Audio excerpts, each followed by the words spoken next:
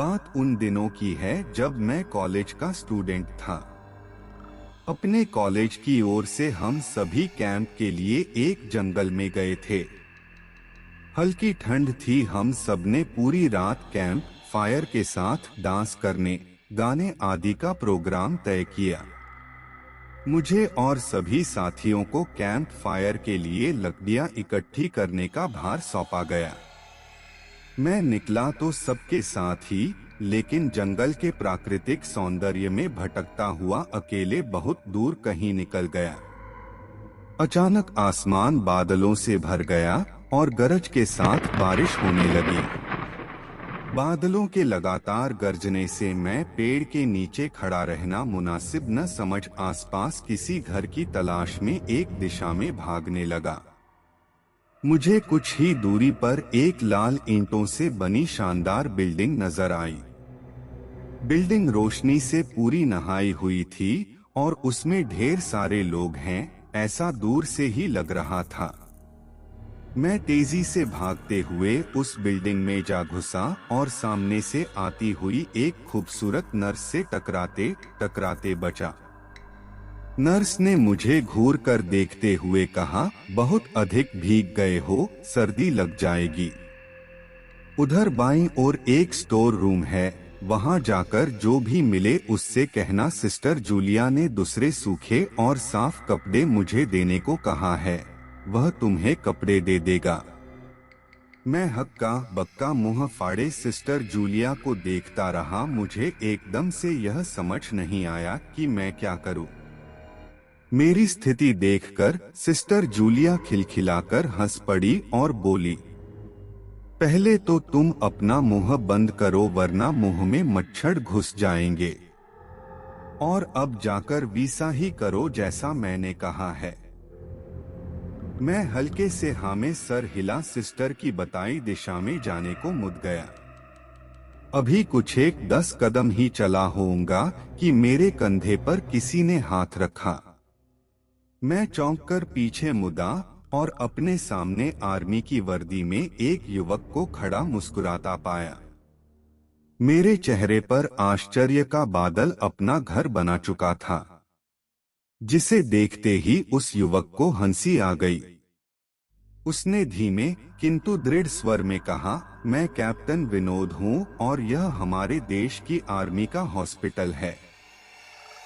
Captain Vinod की बातों ने मुझे आश्वस्त किया। मैं अब धीरे धीरे सामान्य हो गया और मैंने कैप्टन विनोद को सिस्टर जूलिया की कही बातें बताई। सुनकर कैप्टन विनोद के चेहरे पर रहस्यमयी मुस्कान फैल गई और वे बोले, तो सिस्टर जूलिया से भी मिल चुके? जी, क्या मतलब है आपका? कुछ नहीं, चलो मैं तुम्हें सूखे कपड़े देता हूँ, चेंज कर लो, नहीं तो सच में सर्दी लग जाएगी। और मैं कैप्टन विनोद के पीछे पीछे एक बड़े से कमरे में पहुंच गया। कमरे के चारों ओर हरे रंग के पर्दे लगे हुए थे। एक और एक बड़ा सा बेड पड़ा हुआ था और उसके सामने एक सोफा था। बीच में एक टेबल था जिस पर 2 ग्लास, एक बड़ी बोतल ब्रांडी की और 1 या 2 पत्रिकाएं पड़ी हुई थीं। कमरे के एक कोने में एक बड़ी सी अलमारी थी, जिसमें से कैप्टन विनोद ने एक आसमानी रंग का कुर्ता पायजामा निकालकर मुझे दिया और कमरे से लगे बाथरूम की ओर इशारा किया। मैं बाथरूम से कपड़े चेंज कर जैसे ही निकलने लगा, मेरी नजर बाथरूम की एक दीवार पर पड़ी। वह खून के छींटों से भारी हुई थी। यह देखकर मैं घबरा गया और जल्दी से बाहर निकलने को मुड़ा कि बाथरूम में लगे आईने में खुद को ही देखकर चौंक गया। आईने में मेरा पूरा शरीर तो नजर आ रहा था, लेकिन मेरे शरीर पर से मेरा सर गायब था। अब मुझे डर लगने लगा और मैं हड़बड़ाकर बाथरूम से निकल गया। मुझे इस तरह बाहर निकलते देख कैप्टन विनोद ने हंसकर पूछा, क्या हुआ? अरे हाँ, तुमने तो अब तक मुझे अपना नाम ही नहीं बताया। कहाँ जाओगे? बाहर बहुत तेज बारिश हो रही है, लेकिन तुम जाना क्यों चाहने लगे अचानक, यह मैं समझ नहीं पा रहा हूँ। कैप्टन विनोद, आपकी बाथरूम की एक दीवार पूरी खून के छींटों से भरी हुई है। और आपके बाथरूम में लगा आईना भी कुछ अजीब सा है। उसमें मुझे मेरा पूरा शरीर तो दिखाई दिया, लेकिन मेरा सर ही गायब था। मैं अब बिल्कुल भी नहीं रुकूंगा यहाँ। बारिश में ही भीगता हुआ अपने कैंप तक जाऊंगा। कहते हुए मैं कमरे से बाहर जाने वाले दरवाजे की ओर बढ़ा। रुको, तभी कैप्टन विनोद की कड़कती आवाज गूंजी, तो तुमने सब कुछ देख ही लिया? जी, क्या मतलब है आपका? मेरी आवाज में डर भर गया था। मतलब चाहे जो हो, तुम तब तक यहां से नहीं जा सकते जब तक मैं तुम्हें कुछ बता न दूं, जो आज तक कोई न जान सका। जो आज तक कोई न जान सका वह मैं जानकर क्या करूंगा? प्लीज अब मुझे जाने दें। मैं डर से रुआसा हो गया। नहीं, बिल्कुल भी नहीं। और तुम्हें मुझसे डरने की भी कोई जरूरत नहीं। सैनिक सबकी रक्षा के लिए होते हैं। मैं भी तुम्हारी सुरक्षा ही कर रहा हूं। कैप्टन विनोद के स्वर में कोमलता थी। आओ मेरे साथ इस सोफे पर बैठ जाओ। मैं तुम्हें एक कहानी सुनाता हूं। कहानी खत्म होते ही मैं तुम्हें तुम्हारे कैंप तक जीप से छोड़ आऊंगा। वैसे भी तुम अपने साथियों से काफी आगे निकल आए हो।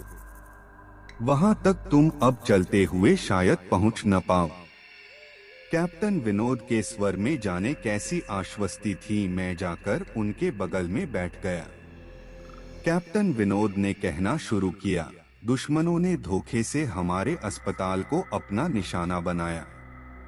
दुश्मन देश के 2 सैनिक हमारे सैनिक के वेश में एक हमारे ही घायल सैनिक को लेकर आए। वह घायल था और हमारे देश की सेना ने उसे बहुत ढूंढा लेकिन नहीं मिला था। शायद साजिश के तहत उसे घायल होते ही घुसपैठियों ने कहीं छुपा दिया था। अचानक अपने खोए सैनिक को अपने हॉस्पिटल में पा सभी खुश हो गए और बिना अधिक पड़ताल किए हॉस्पिटल के गेस्ट रूम में घायल को लेकर आने वाले छद्म वेशधारियों को ठहरने की इजाजत दे दी गई। अभी उस सैनिक का इलाज चल ही रहा था कि जोरों का ब्लास्ट हुआ और पूरा हॉस्पिटल एक पल में खंडहर में तब्दील हो गया। लेकिन हॉस्पिटल तो अपनी शानदार स्थिति में खड़ा है। मेरी बातों को अनसुनाकर कैप्टन विनोद ने अपनी बात जारी रखी। कोई नहीं बचा उस ब्लास्ट में। दीवार पर पड़े खून के छींटे भी उसी ब्लास्ट में मारे गए हॉस्पिटल के कर्मचारियों के हैं। हाँ, पर यह हॉस्पिटल तो मुझे खंडहर नहीं दिखता। जवाब में कैप्टन विनोद के चेहरे पर रहस्य भरी मुस्कान फैल गई और उनका चेहरा अजीब से भावों से भर गया। मैं उनके चेहरे को देखकर अंदर से दहल गया। फिर भी मैंने हिम्मत कर पूछा, आप उस ब्लास्ट में बाख कैसे गए? सुनते ही कैप्टन विनोद ठहाका लगाकर हंस पड़े और मुझ पर एक भरपूर नजर डालते हुए कहा, यह कहानी आज से मात्र 10 वर्ष पहले की है और मैं तो आज से 50 वर्ष पहले मर चुका हूँ। इसके आगे उन्होंने क्या कहा मुझे कुछ नहीं मालूम। चेहरे पर गीलेपन का एहसास जब काफी हुआ तो मैं जैसे नींद से जागा। मुझे घेरे हुए मेरे सभी सहपाठी और टीचर खड़े थे। मेरे आंख खोलते ही मेरे सर ने कहा, थैंक गॉड, तुम्हें होश आ गया। तो क्या मैं बेहोश था? हाँ, तुम जंगल में जाने कहाँ भटक गए थे। जब सभी लौट आए और तुम नहीं आए तो हम सभी मिलकर तुम्हें ढूंढने निकले।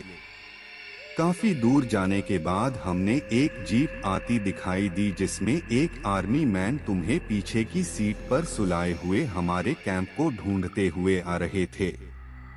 उन्होंने हम सबको भी अपनी जीप पर बिठाया और कैंप तक छोड़ा। हमने उन्हें काफी रोकने की कोशिश की, लेकिन वे यह कहते हुए चले गए, अभी नहीं रुक सकता, एक जरूरी काम है। जब हमने तुम्हारे बेहोश जाने और उन तक तुम्हारे पहुंचने के बारे में पूछा तो बोले सोमेश ही बताएगा, और जो भी बताएगा वह सब सच होगा। सबकी उत्सुक निगाहें अपनी ओर लगी देख मैंने धीमे स्वर में पूछा, क्या उनका नाम कैप्टन विनोद था? सर ने हाँ में सर हिलाया।